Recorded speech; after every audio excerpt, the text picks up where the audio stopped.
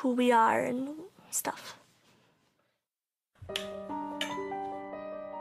Abby and Brittany were born with just one body between them. My name's Abigail Brad Hensel and Brittany Lee Hensel, and don't you dare say a thing about it. The only known surviving dicephalous conjoined twins, they've spent their lives in a small, close-knit community, completely protected from prying eyes. The girls live on a farm in Minnesota with their younger brother and sister, Cody and Morgan, and their mum and dad, Patty and Mike. As they reach 16 and on the brink of womanhood, they've decided to show the world what it's really like to be joined for life.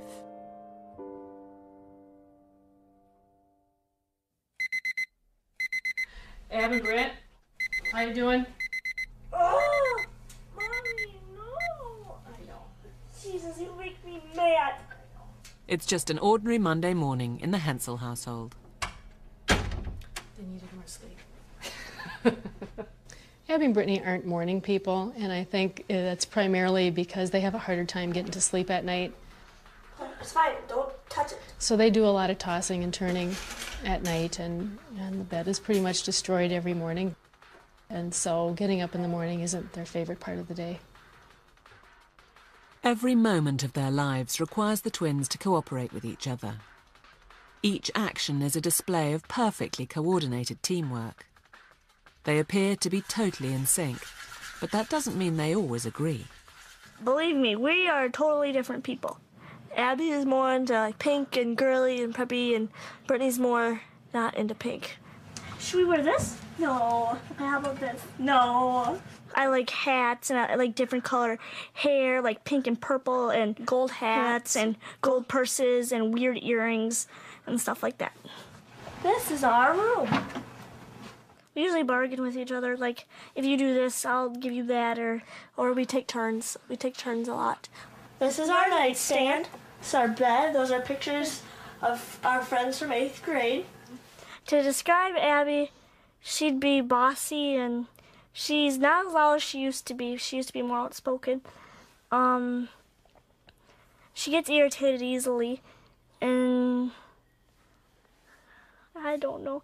She's nice, and she likes people. She likes to be with people, and she's a big talker, and yeah. Brittany has become more outspoken, and she says her mind more than she's not so shy anymore.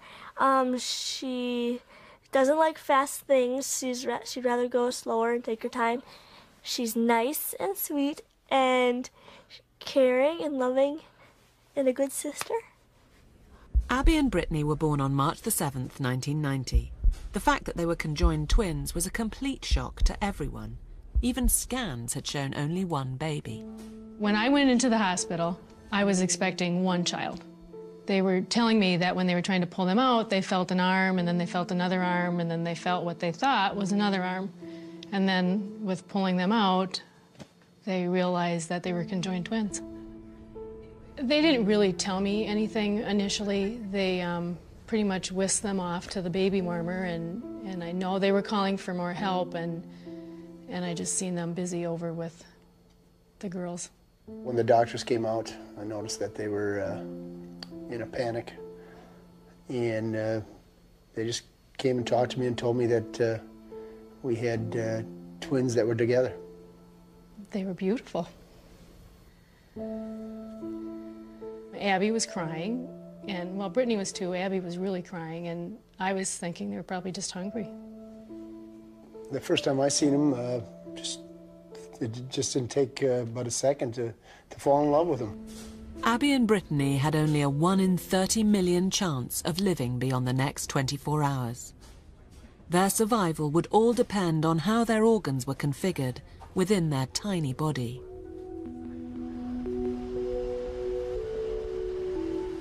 Queen Charlotte's Hospital in London specialises in the most complicated twin pregnancies. Professor Nick Fisk has followed the case of Abby and Brittany since they were born. I have never seen previously a set of surviving dicephalous twins, so they are extraordinarily rare, and they're the only ones, to my knowledge, alive today.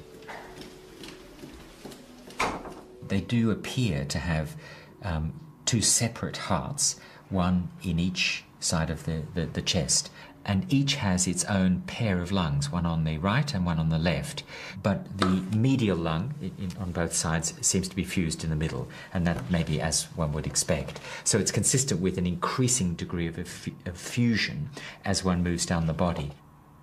Abby and Brittany had 3 arms at birth, and that often happens, but it was a useless midline arm that didn't function, so it was removed when they were very young. One presumes the outlook's better if you have 4 or even 3 arms than if you have 2, because it indicates a greater degree of duplication of the upper body. Abby and Brittany had 3, and that may have something to do with why they're doing so well. They just seemed to do everything on schedule. You know, they lifted their heads on schedule, they moved, they smiled, they ate. You know, everything just was working. You could see him progressing every day. One day you'd see him grabbing onto the coffee table, and the next day you'd come home and he'd be walking around it. Every step was not easy, but they got it done. To the medical world, Abby and Brittany were an astonishing case, confounding all expectations of dicephalous conjoined twins. With their bodies so closely linked, it was clear separation was out of the question. So their parents got on with giving them as ordinary a life as possible. But with so little knowledge of their condition, there would be no guarantees. Conjoined twins Abby and Brittany Hensel have mystified the medical world since they were born. They share just 1 torso, 2 arms and 2 legs, although each twin controls her own side of the body. Nobody knows how they work. That their personalities make them inspirational, and the things they do, they never give up, they keep trying. Anything they wanted to do, they go out and do it. At birth, it was thought to be a miracle that the girls survived even the first 24 hours of life. But as they grew, it became clear nothing would stand in the way of them leading full and active lives. Then, at the age of 12, it was discovered that they had a life-threatening condition.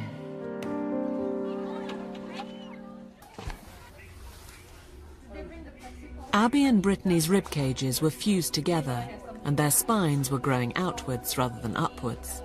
The girls had to undergo a major operation to stop their lungs running out of air. Eventually, the girls were discharged from hospital. They'd gained 2 inches in height and were fit to live life to the full.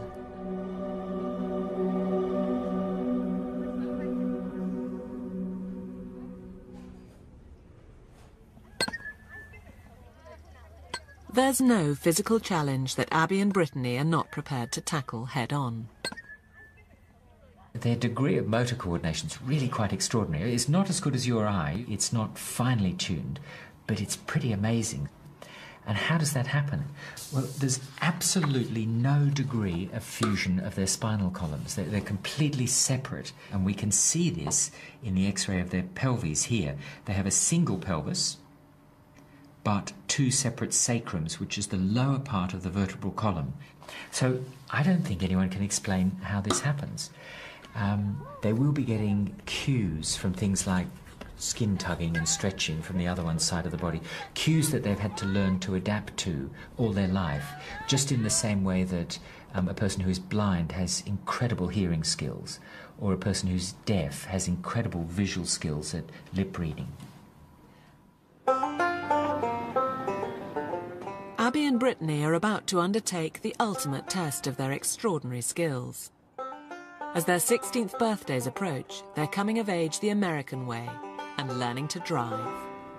Okay, today we're taking Cody for 2 hours of placement testing for high school, and then Ab and Britt are going to their last 2 hours of driver's training. It's so normal for me to have Ab and Britt that I'm sure I overlook a lot of things that other people look at and say, man. Maybe when people tell me something that they see as spectacular with Ab and Britt, that it brings me back down to, yeah, they are spectacular. Okay, all right, let's get going. Now load up or we're going to be driving, girls? Why not? Everything that they have done, from riding bike to driving the lawnmower, to riding horses, to swimming.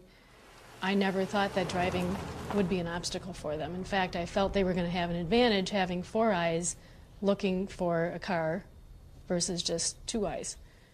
Abby likes driving faster than me. Why do you like to drive fast, Abby? Because you get there faster and it's more fun. Driving made me nervous, just because they're girls and they're talking and they got so much going on, friends, school, just everyday stuff for them. But it did make me nervous. I just thinking that they weren't concentrating enough on driving. How you doing? You guys ready? Yeah. Today I'm working with the girls. Okay. It's their final lesson before they take their test on Tuesday. They're really pretty good. Their mom and dad have done a lot of work with them. They have to maneuver together, and one of the things that I noticed the first when we first went out was they were cutting their left turns a little bit. For behind the wheel, we had to have 6 hours of driving with an instructor. We learned how to parallel park and 90-degree parking and other things. This one? No, right down here by the cars. Between the 2 cars, we'll go. We'll make it a little tougher for you. That's for sure. You got enough for a little bit. A little further. All right. Put it in reverse, hard to the right, till you get to that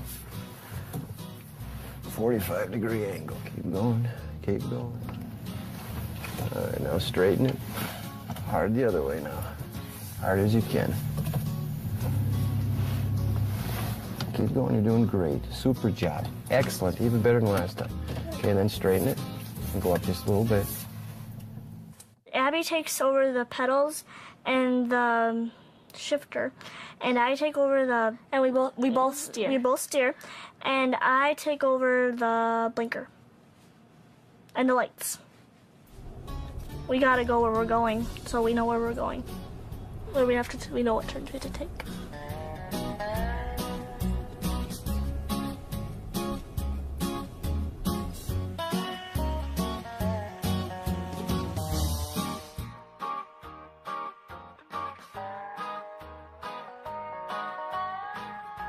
The driving's quite extraordinary, but you notice that Abby controls the pedals. That's one of the key things, both the accelerator and the brake. So her brain controls that side of it, and that seems fine. It's not quite clear which one's visual input's going into the driving, the steering wheel, but yet each has control of either side. This verifies the fact they've completed their 6 hours, which is required by the state, and then Abby's going to sign. Abigail? This card, along with your permit, you'll need. Okay. And that's yours. Thank you. Okay. Abby and Brittany are all ready, but the state hasn't decided yet if they'll be taking 1 driving test or 2. They decide to be on the safe side and take 2 sets of ID photos. Oh well, I'm done.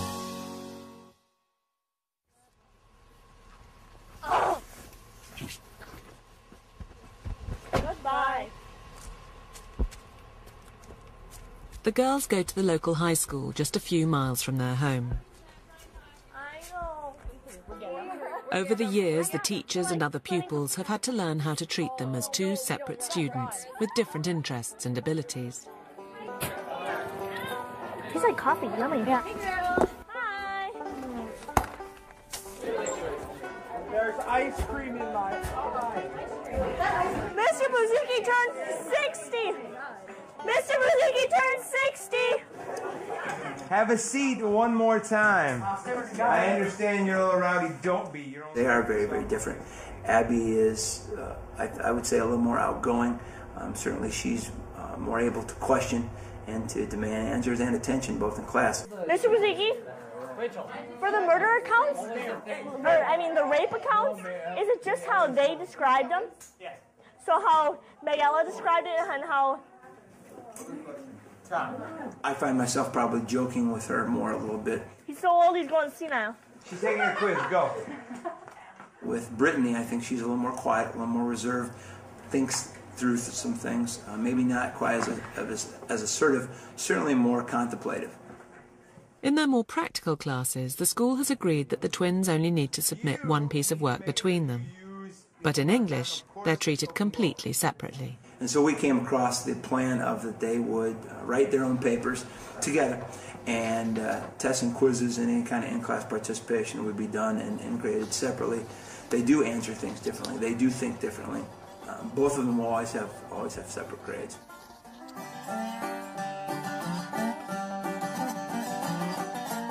The girls have faced many challenges in life, but making friends isn't one of them.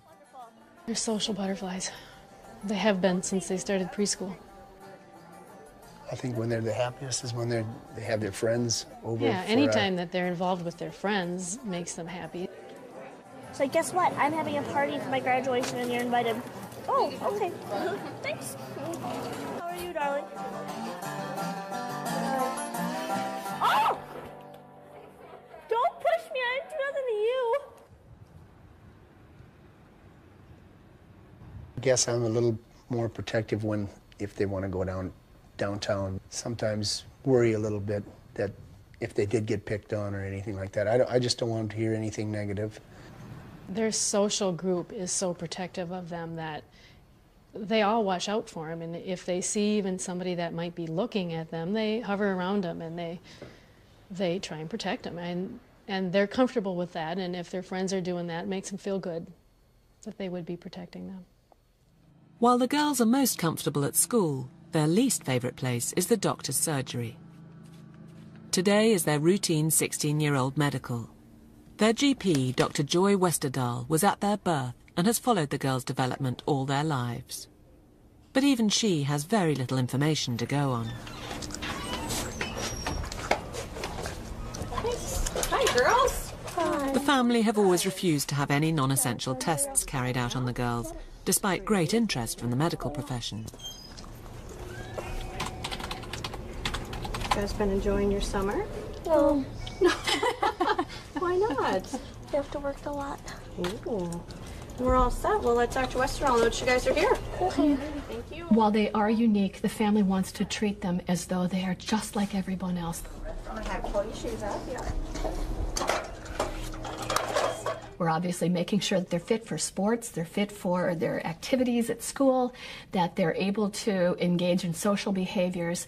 Those are not unique to the girls. However, because they have two hearts, lungs, circulatory systems that are conjoined, I'm looking to make sure they're not developing premature high blood pressure, respiratory problems, are they prone to more infections? So there's a little bit more work, but I have to be mindful of the family's wishes not to get too involved in that. Over the years, Dr. Westerdahl has been astonished and mystified by what the girls have achieved. Good. 108 over 70. That's great. The process of their ability to come together is fascinating for me as a primary care doctor, because above the waist they seem to function independently, and yet they can clap even though one controls one arm and the other controls the other. Both at the same time. This is really... I ask them periodically what they feel and sense. One girl cannot sense touching on the other girl's arm and vice versa. So it's very interesting. Lazy person. She is. And your ears have been okay? Yes. Okay. Let me see the other one. Peek. What I don't know about Abby and Brittany is exactly how the pathophysiology works. We guesstimate what's happening in their bodies, and it would be nice to predict their future. Everyone asks, how long? You know, what do you expect for the future for these girls? Well, I expect them to live healthy, normal, happy lives, but it would be sort of nice to know, you know, how that circulatory system is going to play out. Would I like to do lots of testing? Yeah. Would the parents want that done? Would the children want that done? No. There would be a long queue of scientists with really very modern techniques of imaging brain and nervous system function who would love to find out what one feels when you do something to one's arm, how the music centers are organized, sense of space and movement, etc. And you can do those now with very clever brain scans that will look for subtle alterations in blood flow or in the metabolism within the brain that shows us which particular centers are activated. Now these techniques are making huge strides in advancing our knowledge of how the brain works, and in particular in developing treatments for various diseases as a result. This is a highly unusual situation, and one does have to be cautious here that there is a danger of medical science being driven largely by curiosity at a clear cost to the family. I want to go home. Okay, bye now. Oh, all right. So, bye now. Abby and Brittany's big day finally arrives.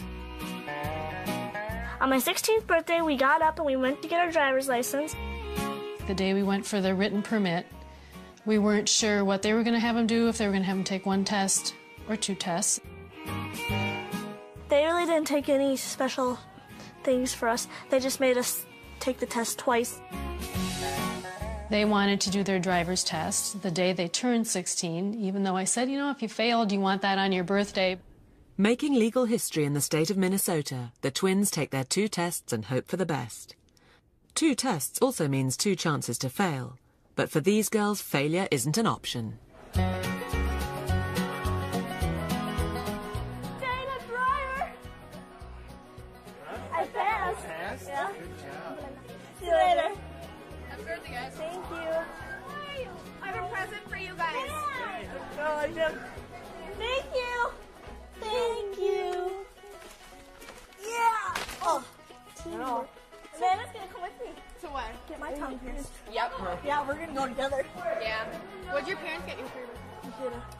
But I had to pay for some. Get to pay for most of it.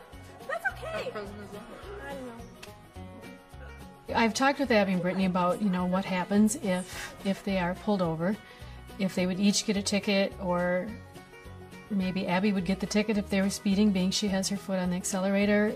I don't know. We'll just have to see what happens when it hopefully doesn't happen. The goal is, of course, to hide it. The twins take their driving triumph in their stride, but others are still fascinated by how they pulled it off. So how we decided who's in charge of the radio? I'm intrigued by this. Good. So your windshield wipers and cruise control, and your radio and defogger. And the gas and the brake. I assume now you'll be freaking out policemen across the state. I've already gotten pulled over. I had no permit there. She lied. She said lied. So, and cut.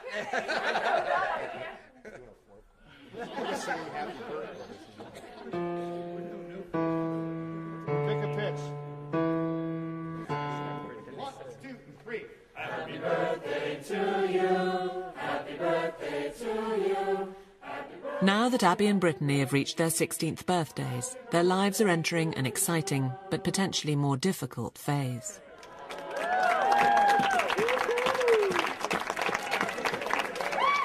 Definitely, they're 16 now, so I'm hearing things come out of teenage mouths that surprise me sometimes. But deep down, when the day is over, I know they love me, and I don't know why I'm going to cry about that.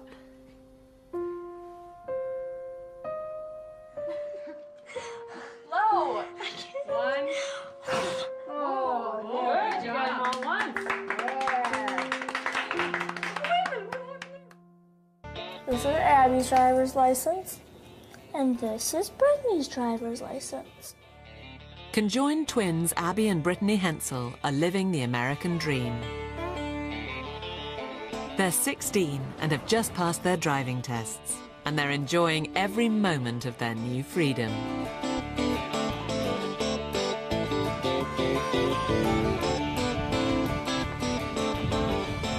We like to drive when we... No, I can't say it. Never mind. Just keep going. No. Don't. I don't know. I'll say it. Okay. Our favorite part about driving is when we turn all the way. Oh, brother. Okay. Put. We We like driving when we can put roll, that's the word. Okay, start over, stop. Okay, we like driving when we roll all the windows down, turn the bass and the treble up really loud so the car shakes and you can hear the bass really well when you're listening to rap. That's our favorite part. They gradually increased their speed as they got comfortable. They used to drive 30 miles an hour for the first few times at it and gradually built up their speed and were comfortable with it, knowing they had gained the control of the car. Now I've got to remind them to watch their speed before I had to tell them to speed up. Oh, that was so much fun. Christy and us, we was driving Christy, and we tried to hit all the dead animals on the road. How did that work? That was bumpy. The twins' family know that they're two people with different personalities, tastes, needs and desires. And as they grow up, those differences are becoming more obvious. That's an ugly coffee table. I like it. Abby's very feisty. I have no thoughts. I have to go. Abby always likes to be the boss of the whole house, boss of Cody. Don't put that stuff on mine, Cody. I don't want that on there. Okay. Boss of Morgan. Wash them off. Why are you on the carpet with those? Get down. Likes to tell me how I should do things. Mom! The concert starts at 7? Be there on time. Brittany. Easygoing, easy to talk to, but is finding out that she's got a mind of her own also. Do you mind? Where she's pulling control every now and then. Are you telling them what I told you to tell them? That's your problem. See you later. Now, and I always tell her, oh, Brittany, you've discovered you've got vocal cords and you can yell at me now. Do you want me to get those necklaces no, I'm not wearing those. So Brittany is almost like the firecracker of the two right now. Can I dye my hair? Not today. Yeah, I want to. We've had a couple years of teens for them already, and actually, I hope that I'm right. I think it's getting better. You should, no. Without extensive tests to establish exactly how Abby and Brittany's brains and bodies work, theories about their remarkable connection are confined to what the girls are able to explain and a certain amount of guesswork. Your good knife skills aren't, like, perfected yet. Here, let me do that. There are still times when I think, geez, how did they figure that out? Or how... It's just amazing how they did that. How they could reach over and itch somebody's mosquito bite and yet not feel that sensation. Because Abby pretty much feels what's on her side of the body and Brittany feels what's on her side of the body. How is that? Hot. There you go. Beyond the physical coordination, there seems to be a psychological bond between the girls which goes even deeper, allowing them to finish each other's sentences or jointly compose an email with very little discussion out loud.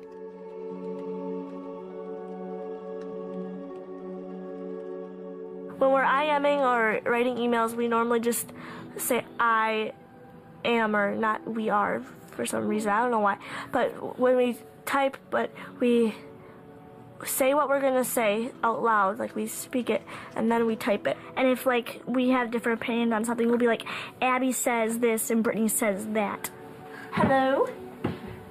Hi, Nancy. And it's not just the girls and their family who can't fully explain this incredible connection. This occurred very early after conception. The nervous system will have been developing only a few weeks later, and I presume sort of great plasticity involved nervous connections that don't normally exist in any of us. But you can't really have motor fibres going down one spine and back up the other one, or you shouldn't be able to. We don't really know. I suspect they have some greater form of perception of sensation on the other half of the body than perhaps we realise. Touch is a fairly crude one, but they may just have some sense of proprioception, where that other limb is, etc., that enables them to accomplish these extraordinary feats. Where do we get the frog from? Not the damaged one. The one that's... Ew. No, that's so gross.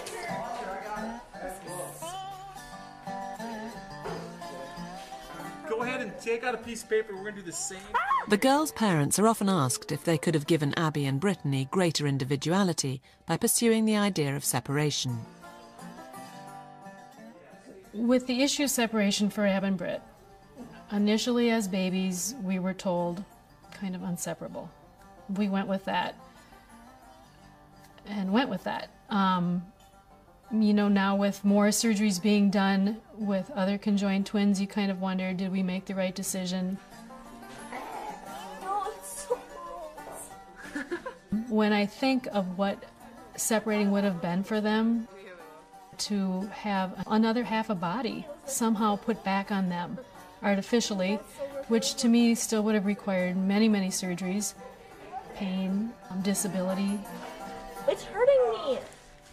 So, you know, did we make the right decision? I'm going with that. Dave went with that. And so I guess I'm going to say we made the right decision. Until now, separation has been an impossibility. But if it were possible in the future, do the girls think they'd be better off apart? No. We never wish we were separated, because then we wouldn't get to do all the things that we can do, play softball and meet new people. We wouldn't have been able to do that, and run, and we wouldn't be able to do sports and stuff like that. So, and we don't know any other way, so. We have two minds with one vigorous and healthy body. And to separate them equally so that both survived would involve, yes, a separate mind and personality, but each body having one arm, one leg, half a pelvis, being grossly disabled and lots of problems with mobility and independent function. So in general, it's considered a no-brainer and not ethical. Individuality in these girls is going to be a hard concept for us to embrace, because we each have our own person. These two girls have always grown up together. So their individuality, while they're considered separate people, is always interlinked and intertwined. So it may not be a concept that we can understand.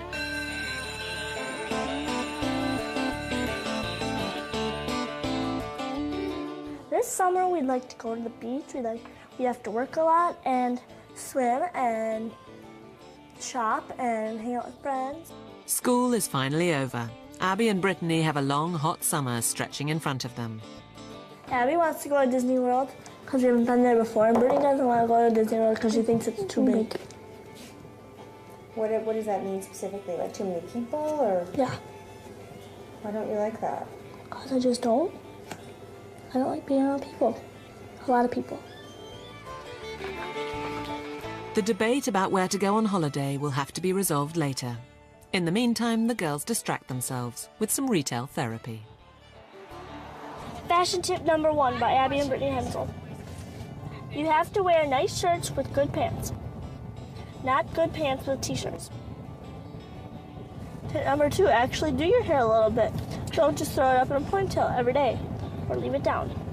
And ponytail we have, and t-shirt. Tip number 3, yeah. Don't wear black with brown.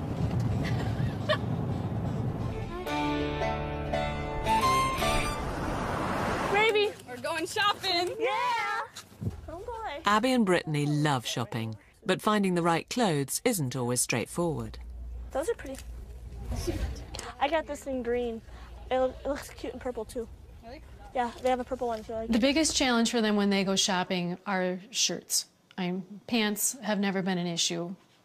Shoes has never been an issue because they love shoes. But anyway, so the tops are the biggest issue. Stuff like that. I got this, Chrissy. Patty has come up with a creative solution to the problem. Kim Carlson is the girls' dressmaker. By taking their clothes to her, they can choose whatever they like and have them tailored to fit their unique body. Hey, Kim. Hey, how are you girls doing? Oh, good. So what do we have today? Shirts. Shirts. In the fronts of their garments, we need to make sure they're spaced closer in the front, further on their backs. And so I make sure that I cut away as little as I can for the back and a little bit more in the front. And then we always have to put a piece between the necks to allow for a little more space. That's got to be, so it doesn't dig into their necks as much right there. This particular one, the girls want to try something different. They want to slice it and tie it and make it a little shorter. Oh, yay. In one of their regular displays of teamwork, and without even a word between them, the girls perform the amazing feat of tying perfect knots down the side of their new T-shirt. Oops, come here. I win. I know. Okay, try it on, see if it's too tight. Too bad if it is. Just stretch it. Yep, you're gonna wear it tight. I don't think it will be. Is that going to be okay? The length if once we hem it? Yeah. Okay, that's cute, girls. Good idea. Okay.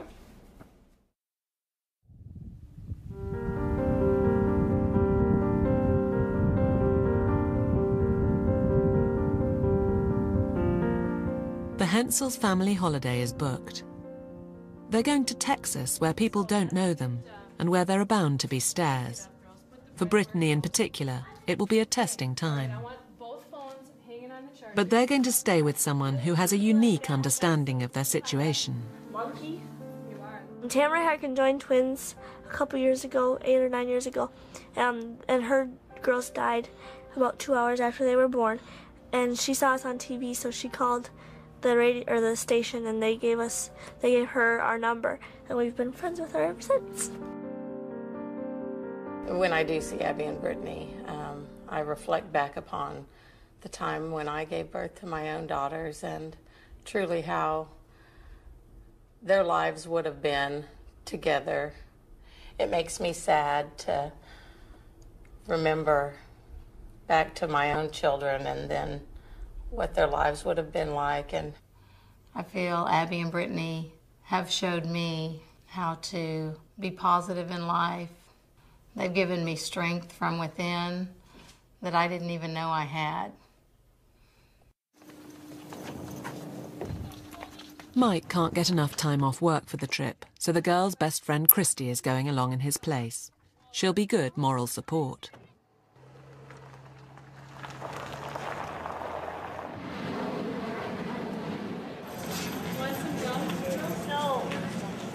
Leaving the familiarity of their hometown is a stressful experience for Abby and Brittany, who brace themselves for the unwelcome attention of complete strangers. This curiosity is something they're getting used to, but it doesn't make it any easier.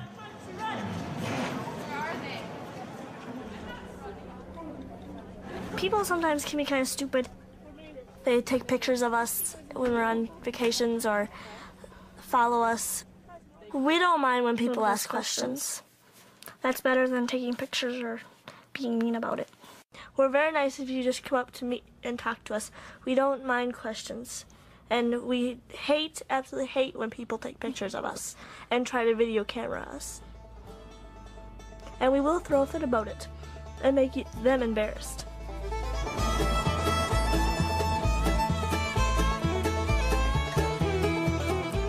Tamra is determined to give the girls the trip of a lifetime, and she decides to turn their situation to their advantage. She manages to get them special pitch-side passes for a Major League Baseball game.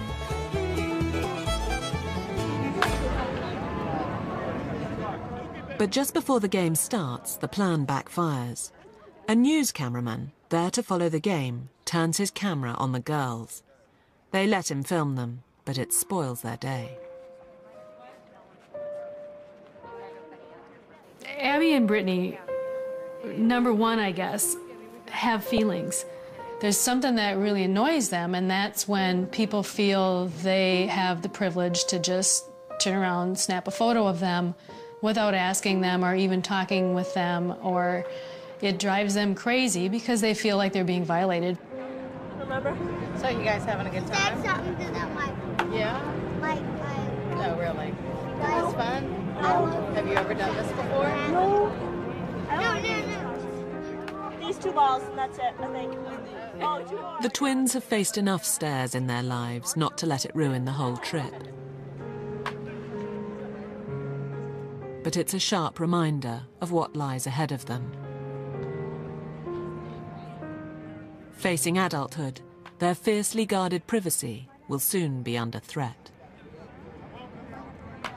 Thank you. Thank you. All right, we're done. Let's go home. Abby and Brittany have just 2 more years at high school before they must decide whether to leave the protective environment of their hometown in Minnesota. They've had 16 years to adapt to their unique situation. But how will the wider world react to 2 completely separate human beings joined within one body? We might want to go into photography, child development, or stuff with kids, interior designing, architecture, or fashion design. Whatever they decide to do in life, the outside world will have to adapt itself to Abby and Brittany. But I'm intrigued to know, are they going to be hired as 1 or as 2? Are they going to be able to share salaries, or do they, all of those things I think yet are to be determined. And so, I'm taking an approach on wait and see, but I certainly am looking forward to be a part of their lives for another 2 years. We haven't thought that much about where they would go to college. Depending on the day, Brittany has said she's going to be as far away as possible. We know Abby doesn't want to be too far away, so they may. We just don't know that yet. The girls' lives have been a series of questions, but as they become young women, they're being asked increasingly personal ones about their private lives. I hear them and their girlfriends talk about guys, but they probably aren't going to be sharing that with me right now, who they may have a crush on or what they're feeling, but I'm sure they do. The way I see them interact. The whole world doesn't need to know who we're dating or what we're gonna do and everything.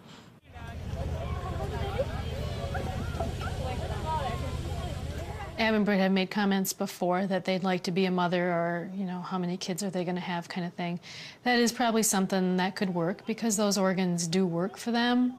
I guess we haven't went into too much discussion about it because it isn't an issue right now. Yeah, we're gonna be moms. We haven't thought about how being moms is gonna work yet. We're just 16. We don't need to think about that right now. The physiology of a body is very complex, especially when it comes to female reproduction. It's not simply organs, but it's regulated by several centers in the brain. We have 2 brains that we're working with that have to regulate the ability to have a child. I suspect everything will go normally, but that only time will tell. There's no example of female dicephalous twins marrying or reproducing. Now, it's tricky. Do they marry 2 boys or 1? If it's 1, they're married to 2 people with separate identities. Is that bigamy or not? Or do they marry 2, which makes more sense if you respect their identity separately. Marrying 2, though, if marriages don't last and one wants to get divorced, it allows them to choose separate people. But what happens if one gets divorced and then you're stuck with 3 of you, one wanting to be single but not? And it raises all sorts of questions about, are they 1 or 2 people? And society really has no basis for ruling on this. Hi, guys. Hi. We're here. Hi, guys. How are you guys? Hi, how are you? Good. As a first step into adulthood, Abby and Brittany have got a babysitting job. And they seem to have a special gift with young children, who see them for who they are, rather than what they are. Later? Yeah. That tasted icky, didn't it? Yucky. Yeah, I told you it tasted icky, didn't I? We babysit for a family of 2 kids 4 days a week, and we babysit for a family of 3 kids every so often during the summer. Does that taste better? Yeah. We like kids a lot. We like to babysit kids, and we needed a job. When the kids met us, put your hands down. When the kids met us for the first time, they didn't seem bothered by us or scared of us or whatever. Yeah, come on, let's go. Bye, guys. What are we gonna go do? I think people need to look at Abby and Brittany as through the eyes of a child. Come on, guys. Race you. And accept them for what you see. Let's race. I'm gonna beat you. And quit trying to figure out, how does this work? How does that work? how do you do this, how do you do that, who got to pick this, who did, and just know that it works because you can see that. We may never know how Abby and Brittany work, but isn't it great that they can? Every part of their life is cooperating with each other to make it all go. The best thing about being conjoined twins is there's always someone there to talk to, and you're never alone. So.